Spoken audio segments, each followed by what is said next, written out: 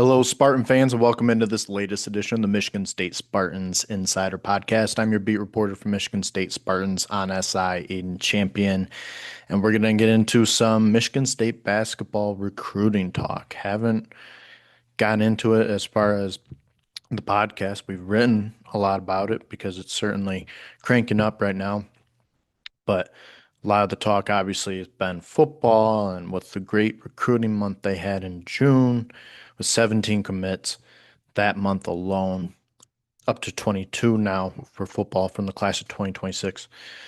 But basketball now, summer, very important time for basketball recruiting. Tom Izzo and the Spartans don't have any commits so far from the class of 2026, but surely that is expected to turn around. Tom Izzo, of course, known for having a great recruiting track record to go along with his coaching track record.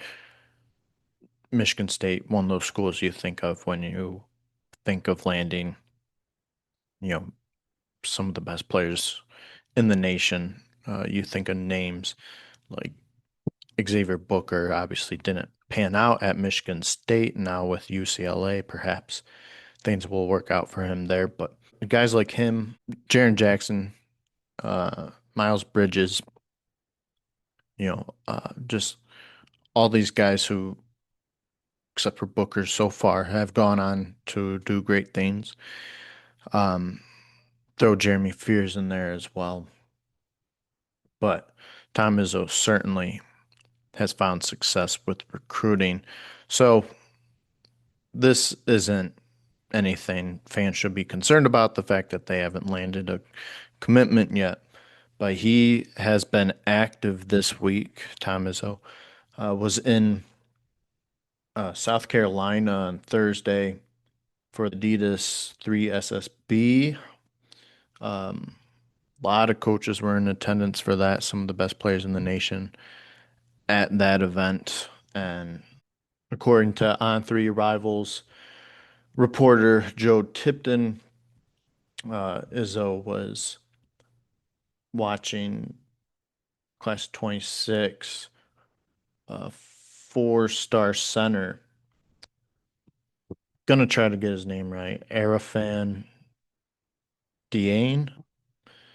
Um, I'm That's my best guess. I'm sure I'm getting it wrong, and I apologize for that. Certainly a name that people will need to know because he is one of the best centers in the class.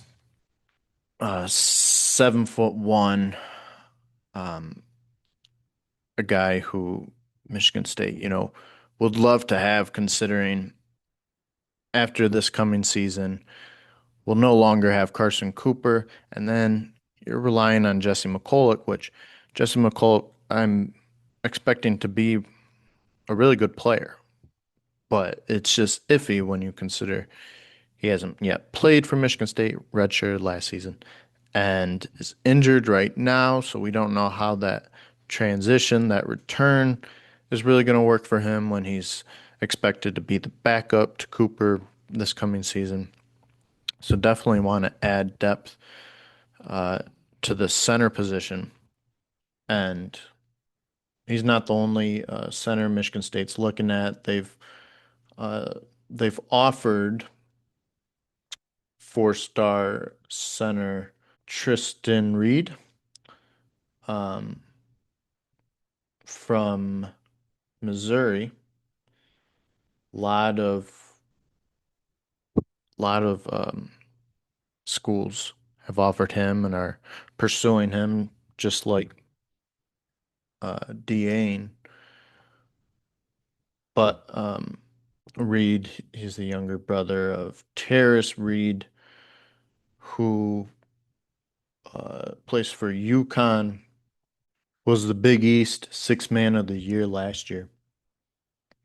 Um, but so center position definitely has been a focus for Michigan State.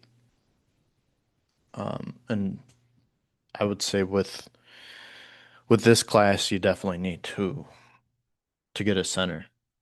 Um, and then looking at their better targets, two 5 stars that they've offered.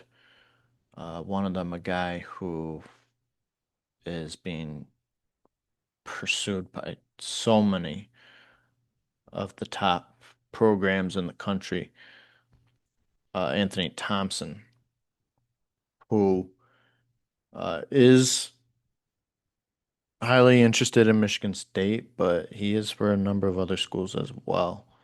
Um, One of the top small forwards in the class of 2026. He's from Ohio, so Michigan State has kind of somewhat of an advantage there with um, proximity to home, but um, he's a he's got a wingspan of over 7 feet. Heck of an offensive player. Um, Definitely someone who could, be the next great prospect for Michigan State. A guy who comes in one and done type of guy. That's one where it's not so much a matter of a need, considering Michigan State. There's a very good chance they could lose Cohen Carr to the draft next year. But expecting, um, but assuming that you get Caleb Glenn back,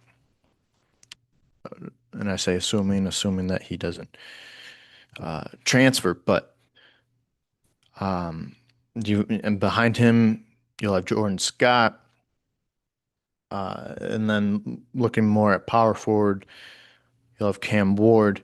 So that, small power forwards, you've still got options there. There's not there won't be a glaring need necessarily at the 3 and the 4 next season.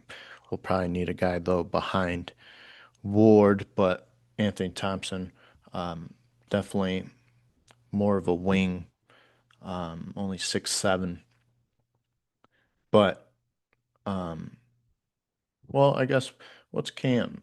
Yeah, Cam's 6'7" as well. So if you wanted to, I guess you could have Thompson. I would definitely not expect Thompson to be a backup. You'd have to work some things out there because I mean, you'll want to play Caleb Glenn. And by next year, you'll want to be probably starting Cam Ward too. Um, I don't know. That's next year. You once you get to that point, though, you may be wanting to um, maybe go a little small ball. You'll have some different options uh, as far as starting lineup. But Anthony Thompson, that's just a talent that you can't put on the bench um, or have come off the bench. But uh, definitely a name to be watching for. And then another small forward in the class that Michigan State's offered, um, Cameron Holmes, um, 5 star small forward, another one of the best wings in the class. Is from Arizona. Um, he's the younger brother of Duran Holmes, plays for the Denver Nuggets right now, played for Dayton, where he was a star. Uh, that's another name to be watching for, but another one of the more highly touted prospects in the class. And while it is tough when you're going up against some perennial powerhouses in recruiting, but Michigan State, this isn't football. For basketball, you are one of those perennial powerhouses. And you've got Tom Izzo, one of the longest tenured in the game, one of the most successful, a big reason why recruits love to come to Michigan State, Tom Izzo. And I mean, he just sent Jace Richardson to the draft, first round pick. It's it's all about development, and that's the goal for these guys get to the league. And Tom Izzo, his resume, his history of getting guys, sending guys onto the NBA is there's not many who match it. But so yeah, Izzo reportedly was at the Adidas. Uh, what do you even call it? The 3SSB um, in South Carolina yesterday, and then Friday was at the Nike YBL, the fourth session. Um, and Tipton had reported that he was watching Josiah Jervis, who Michigan State recently offered. He's from White Plains, New York. Um, Again, another guy being heavily recruited by uh, some very good programs, but Michigan State is, like I said, is one as well.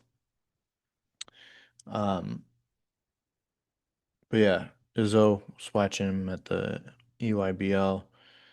He's um, he's a shooting guard, four-star shooting guard, and that's a position that you're going to be slim at next year, the year after this coming season, because you'll be losing Trey Fort.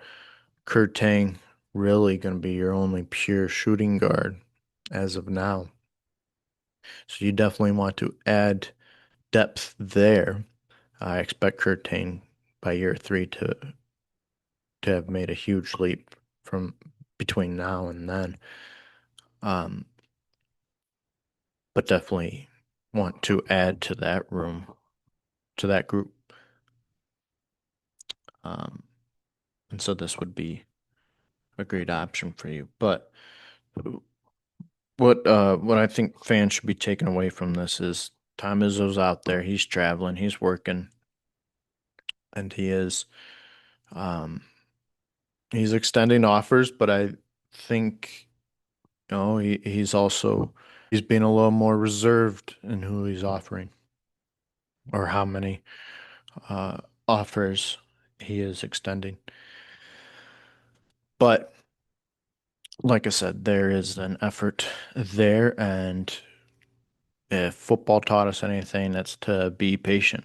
So, but this is a crucial point in the summer. This is the live period of July for basketball recruiting, and Tom Izzo is certainly making the most of it right now.